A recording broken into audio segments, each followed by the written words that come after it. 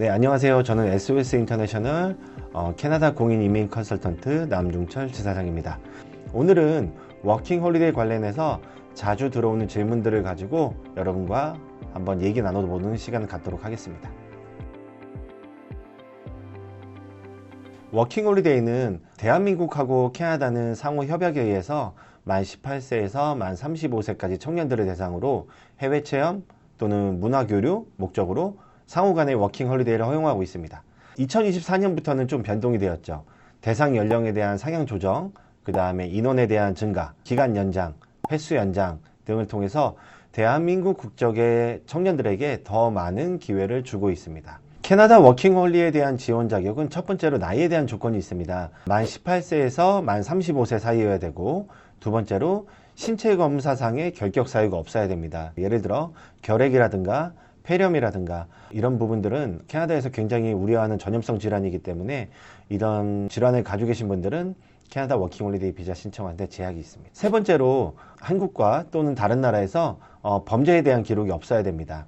마지막으로 대한민국 국적이신 분들은 이 워킹 홀리데이 IEC에 대한 참가가 총 2번까지 허용이 되기 때문에 과거에 2번 이상 신청한 기록이 없어야 됩니다. 자, 이제는 좀 많이 물어보시는 질문들에 대해 답변을 드리도록 할게요.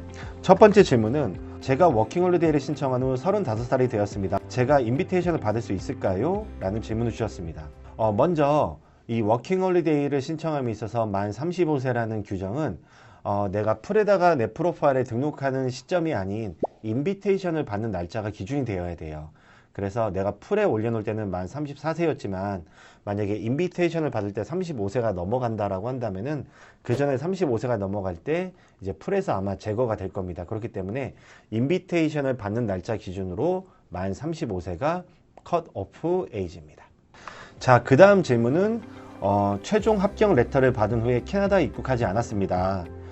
제가 다시 워킹 홀리데이 신청할 수 있을까요? 라는 질문을 주셨는데요.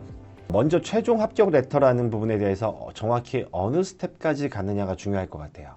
만약 인비테이션은 받았는데 내가 서류를 제출하지 않아서 승인서를 받지 않았다라고 한다면은 앞으로 총 2번의 신청 기회가 더 있습니다.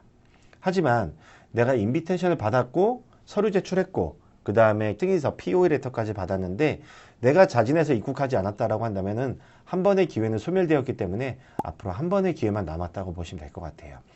또 하나 주의하실 점은 그 승인 레터, POE 레터에는 최종적으로 입국을 해야 되는 그 날짜, 즉 메디컬 리그즘에 대한 밸리데이션에 대한 날짜가 있습니다. 그 날짜가 찍혀 있기 때문에 반드시 그 전까지 입국하시는 거 잊지 말고 기억해 주시기 바랍니다. 자, 그 다음 질문은 진짜 많이 물어보시는 질문이세요. 저는 이미 워킹 홀리데이로 캐나다에 입국해 있습니다. 근데 앞으로 추가 2년을 더 신청하고 싶은데 어떻게 연장해야 되나요? 라는 질문을 주세요. 자, 워홀이라는 거는 연장의 개념이 없습니다. 즉 2번의 신규 신청이라는 개념으로 보셔야 되는 게 맞고요.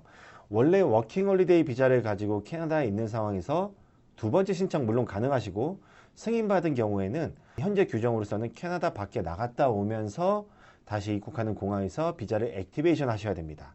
하지만 지난 2024년 12월 23일 캐나다 정부에서는 플래그 폴링 제한하는 조치를 발표했거든요. 현재 기준으로 정부에서 발표한 규정으로만 볼 때 워킹 홀리데이 POE 레터를 가지고 있다 하더라도 미국으로 다녀오면서 플래그 폴링을 시도할 때는 이게 예외 조항으로 인정받지 못합니다. 그렇기 때문에 비자 액티베이션을 거부받는 경우가 계속되고 있어요.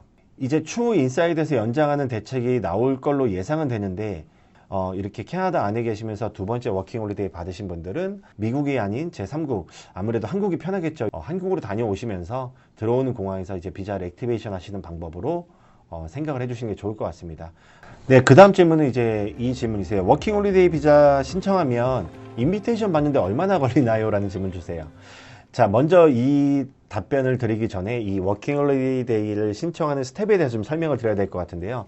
첫 번째 단계는 내 자신의 정보를 가지고 프로파일을 생성해야 됩니다. 프로파일을 생성하고 나면은 우리가 풀이라고 불리는 곳에서 대기를 하고 있다가 정부에서 인비테이션을 발급하게 되면은 그 인비테이션을 가지고 서류를 제출하게 돼요. 또한 그러고 나서 이제 바이오메트릭스 안 받으신 분들은 지문 등록 하셔야 되고 이후에 모든 심사가 마치고 나서 POE 레터라는 승인서가 발급이 됩니다. 자, 인비테이션 같은 경우는 매월 1회에서 2회 정기적으로 추첨할 예정이고요. 2025년의 첫 추첨은 2025년 1월 13일로 예정되어 있습니다. 이후에 인비테이션 받고 서류 제출한 다음에 모든 절차가 마무리되는 데는 특이사항이 없는 경우에는 약 6주에서 8주 정도 마무리되고 있는데, 케이스에 따라서는 2, 3주 빠르게 마무리되는 케이스도 있습니다. 이건 개인의 히스토리에 따라 좀 달라지는 것 같아요. 과거에 워킹홀리데이를 신청했던 기록이 있는지, 또는 신체 검사에 문제가 있는지, 범죄가 있는지, 학교를 재학 중인지, 이런 거에 따라서 조금 추적 속도는 다르지만 일반적으로 맥시멈 6에서 8주 정도면 마무리가 되고 있는 것 같습니다. 네, 그 다음 질문은 워킹홀리데이로 캐나다에 입국할 때 비용은 어느 정도 예상을 해야 되나요? 라는 질문 주셨어요. 정말 중요한 얘기죠. 돈에 관한 얘기. 자, 좀 단계별로 끊어서 볼게요. 첫 번째, 비자를 신청할 때는 정부에 납부하는 실비는 워킹홀리데이 2025년도 기준으로 279.75센트입니다. 그리고 바이오메트리스 비용은 85불 별도로 발생하게 되고요. 이제 저희 같은 대리인들한테 위임하시는 경우에는 저희 수수료, 저희 SOS 같은 경우는 지금 어학원 등록 프로모션도 같이 진행하고 있기 때문에 만약에 어학과정까지 공부하실 분들 같은 경우는 저희가 비자 대행도 무료로 해드리고 있습니다. 일단 비자를 다 받고 난 다음에 이제 캐나다 오고자 결정을 하시면은 먼저 캐나다 오시고자 하는 항공권 비용, 그 다음에 입국 시 필수 서류인 2년 여행자 보험에 대한 비용 준비하셔야 되고요. 그 다음 도착하시고 나서 이제 주거 비용 반드시 들어가겠죠. 내가 룸렌트를 할 것이냐, 홈스테이를 할 것이냐, 나는 아니면은 다른 사람들하고 사는 건 좀 불편해서 그냥 혼자 전체 유닛을 렌트에 쓸 것이냐, 이런 거에 따라 좀 달라질 것이고, 그다음에 생활비, 잡을 구해서 내가 인컴이 생기기 전까지 필요한 내 의식주에 대한 생활비 정도 들어가실 거예요. 또한 여기에 추가적으로 나는 여행을 하고 싶다, 또는 나는 영어가 좀 필요해서 영어를 좀 공부하고 난 후에 취업을 통해서 좀 더 좋은 포지션을 잡고 싶다, 이런 분들 어학연수 필요할 경우에는 그런 어학연수 비용도 감안을 해주셔야 될 것 같아요. 일반적으로 얼마 든다라고 표현드리기는 어려울 것 같고, 모든 분들이 생각하시는 플랜이나 개개인의 상황에 따라 좀 많이 달라질 것 같습니다. 그 다음 질문은 정말 많이 물어보시는 질문이세요. 워홀로 이민 가능한가요? 라는 질문입니다. 네, 물론 가능합니다. 캐나다에서 1년 경력을 쌓으신 후에 CEC라고 불리는 프로그램을 통해서 연방 익스프레스 엔트리도 가능하고, 물론 이 경우 직군에 따라서 가능 여부는 달라질 수 있습니다.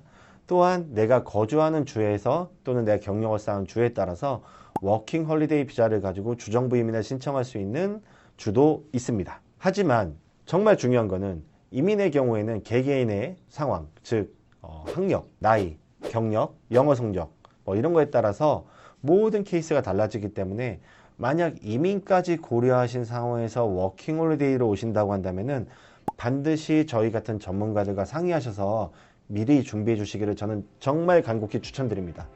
자, 오늘은 그래서 많이 물어보시는 워킹 홀리데이, 특히 2025년 정책에 대해서 좀 말씀드렸고요.